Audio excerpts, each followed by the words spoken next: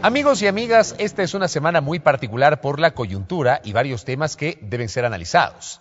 El fin de los primeros 2 años de gestión del Parlamento ecuatoriano, la respuesta de los asambleístas de Alianza País de Pichincha sobre el pedido de revocatoria de mandato en su contra impulsado por el presidente de la Cámara de Comercio de Quito, Blasco Peñarrera, y las demandas de inconstitucionalidad que tramita la Corte Constitucional contra la Ley de Justicia Laboral.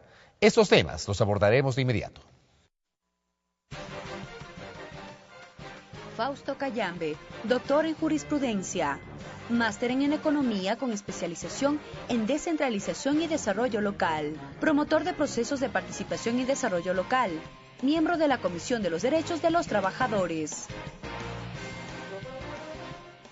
Asambleísta Cayambe, bienvenido a la televisión legislativa. Belkis, Fabricio, buenas noches y a todos los ecuatorianos y ecuatorianas que nos están mirando. Asambleísta Fabricio, en la presentación hacía una recapitulación de temas que sin duda marcan la coyuntura de esta semana, pero empecemos por uno de aquellos que al menos ha marcado la jornada de hoy. Tiene que ver con la presencia de los asambleístas de Alianza País por Pichincha en la delegación provincial del Consejo Electoral, en donde impugnaron este pedido de revocatoria de mandato que fue presentado por el presidente de la Cámara de Comercio de Quito. ¿Cuáles fueron los argumentos que ustedes allí expresaron? Bueno, el día de hoy los 15 asambleístas de Movimiento País, 13 de Pichincha y 2 a nivel nacional, conjuntamente con la Dirección Provincial de Movimiento País, estuvimos en la delegación provincial electoral planteando nuestra impugnación frente a la solicitud hecha por Blasco Peñarrera Solá, hijo del ex vicepresidente de Febres Cordero, que solicitó a la delegación electoral los formularios para el inicio de del proceso de revocatoria de mandato. ¿A usted también le piden la revocatoria? Sí, de los 15 asambleístas a 8 asambleístas. Y entre ellos está usted. Así es.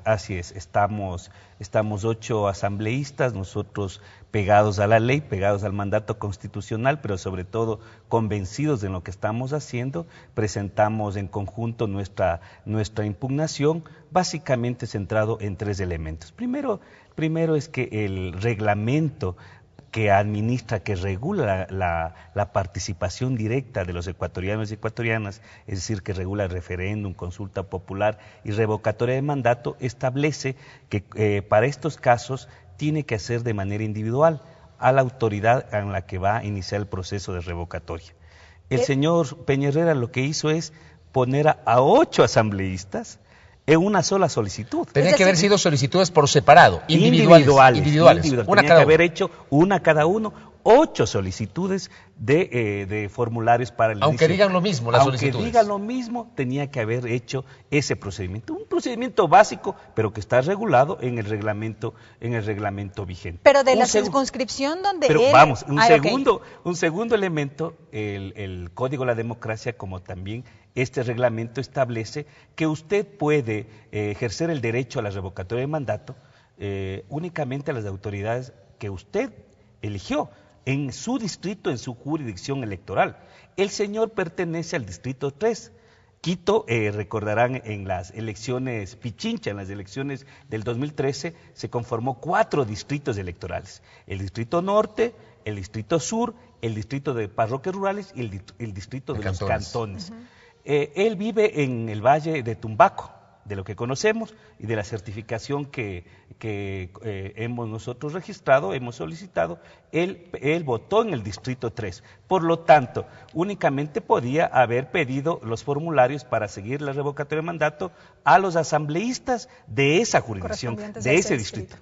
Error, pero con mala fe, pero con intención política, claro está, planteó a 8 asambleístas del sur, del norte y de los cantones donde él no tiene derecho. Déjeme solamente una precisión. Yo, por ejemplo, nací en Ambato, soy ambateño, pero yo voto en Quito. Yo no podría pedir la revocatoria de mandato como ciudadano de un legislador de Tungurahua, aunque haya nacido allá, pero no voto allá. Así es. No hay cómo hacer eso. Ese ejemplo que usted plantea también ayuda a clarificar a la ciudadanía. Usted, por más que nació allá en Ambato, en la provincia de Tungurahua, pero hoy está en el registro electoral aquí en Quito, por lo tanto, usted ejerce el derecho a votar, a elegir y ser elegido aquí.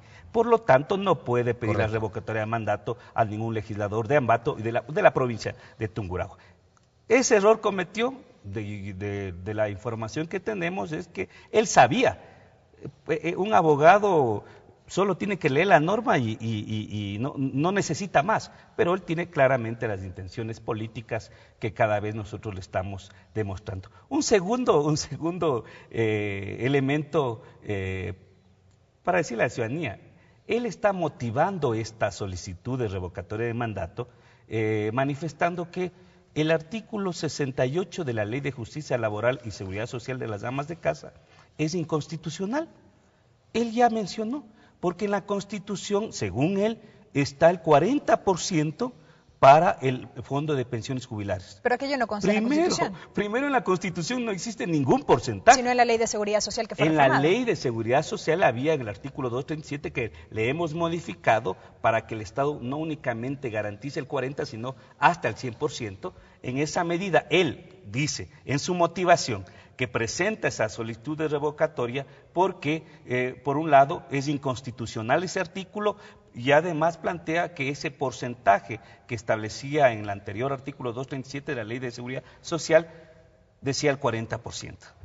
Ese criterio de inconstitucionalidad únicamente puede establecer la Corte Constitucional. Ese es el máximo organismo de control, como también de interpretación de la Constitución. Por lo tanto, el señor se equivocó de institución. Tenía que, si era su preocupación, su motivación, tenía que haber ido a la Corte Constitucional y haber planteado el recurso de inconstitucionalidad. Correcto. Así que, vea, tenemos más elementos de forma como también de fondo, que nos dice que el señor no ha cumplido los requisitos, le ha mentido a la ciudadanía, aparentemente está defendiendo al IES, lo que claro está, tiene una agenda política propia que quiere aprovechar este momento para visibilizarse. Déjeme enlazar este tema con un segundo tema que también es materia de este diálogo. Son 5 demandas de inconstitucionalidad que ahora mismo están bajo trámite de la Corte Constitucional. Evidentemente ese es un proceso que primero debe pasar por la sala de admisiones, etcétera. Son cuestiones que consagra la Ley Orgánica de Garantías Constitucionales y Control Jurisdiccional. Pero ¿preocupa esto? 5 demandas hasta el momento contra el mismo cuerpo normativo, la Ley de Justicia Laboral. ¿Qué responder ante aquello? Creo que es importante señalar a la ciudadanía. La Ley de Justicia Laboral y Seguro Social para las Amas de Casa tiene 69 artículos, 4 disposiciones generales. Han presentado sobre todo 2 partidos políticos y 3 asociaciones la inconstitucionalidad a 3 artículos básicamente, 2 o 3 artículos básicamente. En esa medida nosotros planteamos, respetuosos de la institucionalidad, respetuosos como hombre de derecho, es un procedimiento legal. El debate se amplía ahora a la Corte Constitucional y es la Corte Constitucional la que tiene que revisar esas demandas de inconstitucionalidad y pegado a la Constitución, pegada a la Ley de Garantías Jurisdiccionales, tiene que resolver. Yo aspiro, sobre todo de las organizaciones de jubilados, que lo estén haciendo de buena fe y por la mala información o por la preocupación. Pero de los partidos políticos que a mí han presentado, está claro que tienen unas intencionalidades políticas, está claro que en la Constitución no establece un porcentaje, está claro que nosotros estamos garantizando las pensiones jubilares, pero de la misma manera quiero plantear, es un procedimiento legal. En mi caso, seré respetuoso de lo que determine la Corte Constitucional. Pero hay o no la posibilidad de que se dé o se tramite una reforma a la Ley de Justicia Laboral para clarificar algunos temas que son materia, por ejemplo, de estas demandas. Me parece que su colega Osvaldo Larriba hizo algún planteamiento en una entrevista en alguna radio hace un par de semanas al respecto. La bancada de Movimiento País no ha tomado ninguna resolución. Esta es un procedimiento que permanentemente lo hacemos, nosotros abiertos al diálogo para informar el alcance de esta ley, como también para mejorar los derechos. Aquí no estamos vulnerando derechos, ni de los jubilados actuales ni de los futuros. Aquí estamos planteando el inicio del Sistema Nacional de Seguridad Social público y universal.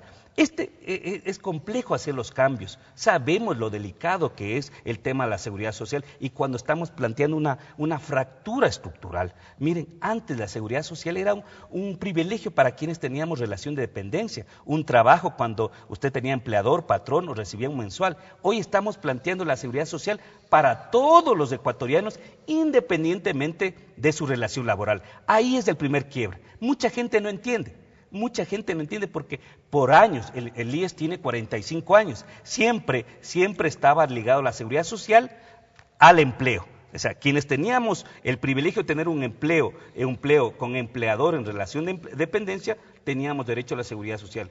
Y esos miles de ecuatorianos no tenían derecho. Un solo dato creo que me parece importante. En el país hay el 6.5% de personas adultas, es decir, mayores de 65 años. Es decir, 1.400.000 adultos mayores tenemos en nuestra sociedad ecuatoriana. 500.000 ecuatorianos están recibiendo bono de desarrollo humano, 400 pensión jubilar y 500.000 personas, adultos mayores, no van a conocer el IES. Y dentro de esas 500.000, 300.000 mujeres, amas de casa, no van a lograr tener, ni conocer el IES, peor tener una pensión jubilar. Asambleísta, queda claro este tema. Vamos con el siguiente punto en materia de esta entrevista para ya ir cerrando. El actual periodo legislativo cumple este jueves 2 años de gestión. Se espera la renovación de las autoridades. Hay expectativa respecto de aquello. Algunos asambleístas han expresado su sentir de que las actuales presidenta y vicepresidenta se mantengan al frente de la legislatura. ¿Cuál es su posición al respecto?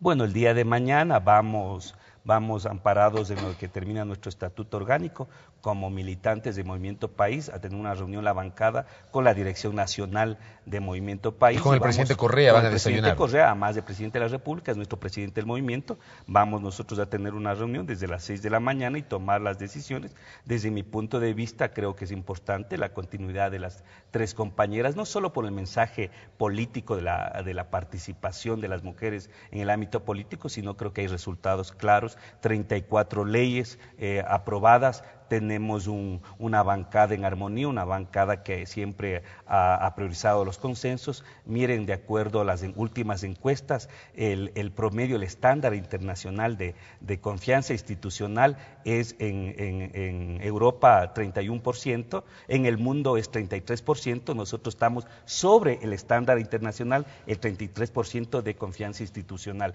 En la credibilidad de la palabra de un congresista, de un parlamentario, de un asambleísta a nivel mundial está en el 20%.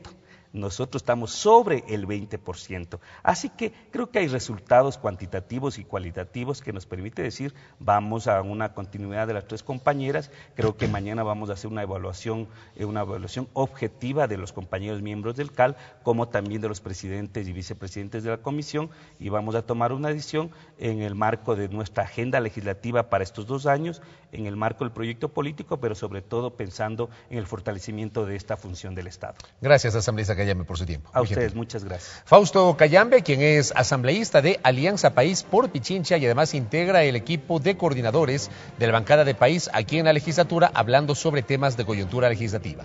Una pausa.